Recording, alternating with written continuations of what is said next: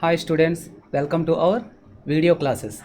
In the previous classes we have learnt about properties of solids, liquids and gases.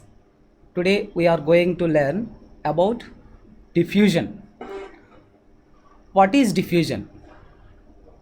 Already we have learnt about diffusion. To understand the concept of this diffusion, in our day-to-day life we observe so many things which are based on this diffusion. For example, if a lighted agarbatti is placed in one corner of a room, that aroma reaches to the entire room. Why? That is due to diffusion. Okay, and how this is happened? Simply how this is happened. That means the scent particles enters into the air particles. That means the scent particles mixed with the air particles and they move along with the air particles. Simply that is diffusion. That means the intermixing of one type of matter into another type of matter is called as diffusion. Generally, when this diffusion is possible when the particles of matter are moving continuously. If they didn't move continuously, then is the diffusion is possible? No, that are not intermixed and that are not carried with one with each other. That's why this diffusion is possible when the particles of matter moves continuously. And on what factors does this diffusion depends? Already we performed some activities to understand the concept of diffusion. Okay, these three states of matter diffused: solids diffused into solids diffused into liquids, and solids diffused into gases also. To understand how the solids diffused into solids, already we have learnt an example in the last class. And to how these solids diffused into liquids, that is also completed. Water is taken and potassium permanganate is added, or some water is taken, copper sulfate crystals which are blue in color or potassium permanganate crystal white in color are added. If due to that potassium permanganate crystals, the entire water changes into violet color, and when these copper sulfate crystals are added, the solution changes into blue color. This is due to diffusion. How this diffusion is happened? Already we have learnt every matter is composed with particles and that particles have some energy.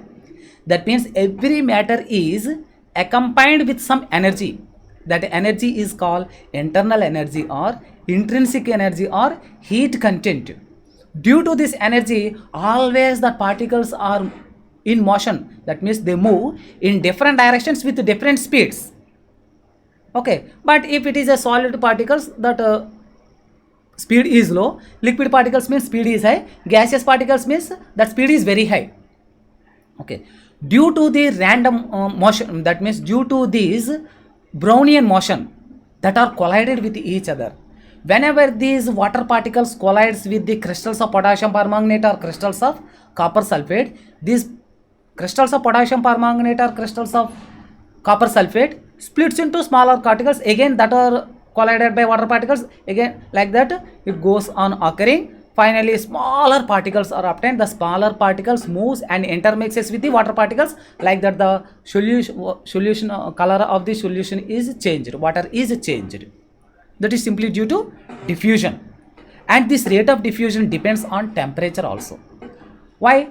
Temperature, if temperature is high means more amount of that means due to that intrinsic energy, in additional to that intrinsic energy, some more energy is added. That means temperature is high means it is hot, then its energy is high. If energy is high, then that motion also increases. That is the kinetic energy of the particles increases. That is observed clearly in our daily life. If we add salt or water to hot water, okay, it dissolves or intermixes, diffuses fastly. If salt or sugar is added to cold water, it takes some time to diffuse. Hot water means its temperature is high, that means the kinetic energy of the particles is high, that's why diffusion is high. Cold water means diffusion is low, kinetic energy is low. Okay, next we observe the smell of hot sizzling food reaches to several meters. Why it reaches to several meters? That means when it is hot, the food particles have more kinetic energy. That's why they move to a larger distance with high speed. That's why its smell reaches to several meters. But to smell the same food when it is cold, okay, we have to go close to near that food substance, then only we smell it. That means that depends on the rate of diffusion due to difference in temperature. Okay, next we will learn about difference between heat and temperature. Then what is temperature and what is heat? Okay, in our daily life we treat that this heat and temperature are same quantities, but as per physics these two are different. Okay, why? Sometimes we express, okay, it is very hot, temperature is high, okay, it is very cool, temperature is low, like that we express and we treat these two are same quantities, but these two are different physical quantities. Okay, then what is meant by heat and what is temperature? Simply temperature. For example, take some ice cubes from a refrigerator and touch. How do you feel? We feel cool. And we express its temperature is low in that manner. And if unexpectedly if we touch the pressure cooker, we feel hot, means its temperature is high. Like that we express the degree of hotness or coldness. This degree of expressing hotness or coldness simply is called temperature. And how this temperature is expressed? The temperature of this body is 25 degrees Celsius. It is 300 degree Kelvin, and the temperature of a person is 101 degree Fahrenheit. Like that we express. Okay, that means here a number is used: 25 degree Celsius, 300 degree Kelvin, 101 degree Fahrenheit. Like that a number is used. A merry number is used to express the degree of hotness or coolness. Simply that is called as temperature. Okay, that means what is temperature? Degree of expressing hotness or coldness is called temperature. Okay, then what is heat? Later we will learn. And by merry touching, can we express the temperature? Just we express, is it high or low? Like that only we express. But we can't express the exact temperature of your body by merry touching. Okay, that means to measure the exact temperature of your body, a device is needed. What is the device used to measure temperature? Thermometer. What is used? Thermometer is used, and by measuring with the thermometer, we express the temperature in degree Celsius or degree Kelvin, and the temperature of human body is also expressed in another unit, that is degree Fahrenheit. That means mainly this temperature is expressed in degree Celsius. Its unit was named after a scientist, Celsius. And degree Kelvin, that is also named after a scientist, Kelvin, Lord Kelvin, who is the father of measurements. And degree Fahrenheit, that is also used to express the temperature. Okay, it is named after a scientist named Fahrenheit. Okay, like that these three scales of temperature are there. In lower class already you have learnt about degree Celsius and degree Fahrenheit, and how to convert this degree Celsius temperature into degree Fahrenheit. Simply an equation is there to convert Celsius scale into Fahrenheit scale or Fahrenheit scale into Celsius scale. What is that? C by 100 is equal to F minus 32 by 180. Okay, and derivation of this equation already you know in lower classes. Then here another scale of temperature is there, that is Kelvin scale of temperature. Mostly in chemical labs the temperature of different substances, okay, is expressed in degree Kelvin. It is simply denoted as K. How the degree Celsius is denoted as degree C, and degree Fahrenheit is denoted as degree F. Okay, and in the same manner this degree Kelvin is denoted with K. Okay, then are we convert the Celsius scale into Kelvin scale and Kelvin scale into Celsius scale? Yes. The relation between Celsius scale and Kelvin scale can be written as temperature on Kelvin scale is equal to temperature on Celsius scale plus 273. If temperature on Kelvin scale is represented as capital T and temperature in Celsius scale is represented as a small t letter, okay, then capital T is equal to, that means T in uppercase is equal to T in lowercase plus 273. Okay, that means if the temperature is given in Kelvin scale, to convert the temperature, if the temperature is given in Celsius scale, to convert into Kelvin scale we have to add 273 to the given Celsius scale of temperature. Okay, and sometimes the temperature is given in Kelvin scale. To convert into Celsius scale, subtract 273 from the Kelvin scale of temperature. Then the needed scale of temperature is obtained. Okay, this is temperature. To measure temperature, thermometer is used. Okay, to measure the temperature of human bodies, a thermometer is used in hospitals or in homes, that is clinical thermometer. And to measure the temperature of substances in our chemical labs, laboratory thermometer is used. In clinical thermometer, mercury is used, and laboratory thermometer also mercury is used.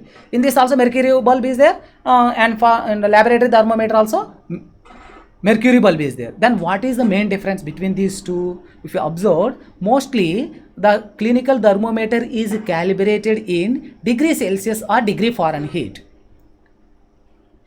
and laboratory thermometer is calibrated in degree Celsius or degree Kelvin. And not only that, another major difference between these two is in clinical thermometer, a contraction, okay, just after this mercury bulb, a contraction is there. Okay, but in laboratory thermometer, that contraction is not present. Then what is the purpose of this contraction? Whenever we measure the temperature of human bodies by placing under the tongue or in armpit, okay, it is convenient to observe to note the reading when it is contact with that body. Okay, if we remove from that body, if we remove from that body, that means if it is not contact, then even if it is not contact with body, okay, the mercury column, that means the mercury level doesn't regain its original position due to this contraction. Like that, this contraction is used in this clinical thermometer. Okay, but while in laboratory thermometer, this contraction is not necessary. Why? To measure the temperature of any substance that is taken in a beaker, and simply this thermometer is placed in that vessel by contact with the substance. The bulb is placed in it such that it contacts with the substance, and whenever it is contact with the substance, we observe clearly. We note the temperature clearly whenever it is contact. Okay, no need to remove. That's why this contraction is not necessary in the laboratory thermometer. Okay, next about heat. What is heat? Okay, that means the heat is not temperature. Then what is heat? Temperature is nothing but degree of expressing hotness or coldness. But what is heat? Heat is a form of energy. It is a form of, we have different forms of energy. Like that, heat is also a form of energy. And this heat is always in flow. From which body to which body? It transmits from a body at higher temperature to a body at lower temperature. Already I told you. If we touch the ice cubes, we feel cool. Why do you feel cool? Your body is at higher temperature and the ice cubes are at a lower temperature. Whenever we touch, this heat transmits from the body at higher temperature to lower temperature. That means your body loses heat. That's why we feel cool. Next, in the case of pressure cooker, if we touch the pressure cooker, if we touch any substance which its temperature is high, we feel hot. Why do you feel hot? That pressure cooker is the body at higher temperature and your body is at a lower temperature. Then heat transmits from that higher temperature to this lower temperature. That means your body gains heat. That's why you feel hot. Okay, that means whenever the energy is transferred from higher temperature to lower temperature, during this transformation, that is called as heat. If it is remained constantly in a body, that is called as temperature simply. That means heat is the effect, temperature is the result. Means if a body gains more heat, its temperature increases. If a body loses heat, its temperature decreases. That means simply heat is the effect and temperature is the result. That means are the heat and temperature are same quantities? No. Temperature means degree of expressing hotness or coldness. That is expressed with a merry number. But heat is a form of energy. To measure temperature, thermometer is used. And to measure heat, what is used? To measure heat, a device called calorimeter is used. That calorimeter is given in this figure. Observe this. Simply in this calorimeter, a vessel, okay, which is made of bad conductor of heat. Okay, and a lid with a lid, a vessel with a lid that is made of bad conductor of heat, and two holes are there. Through one hole the thermometer is passed, and through the other hole the stirrer. Which substances heat we have to measure? Okay, that mixture is taken in the container, and that cap is fixed tightly. Observe the reading, and based on this, by using fundamental principle of calorimetry, we measured heat easily. You can measure the heat easily. Okay, what is fundamental principle of calorimetry? That we will learn in next classes. This heat is expressed in calories or kilojoule. How the temperature is expressed in degree Celsius, degree Kelvin, degree Fahrenheit. In the same manner, heat is expressed in calories or kilocalories or joules. Okay, this is about heat and temperature. Okay, students, thank you.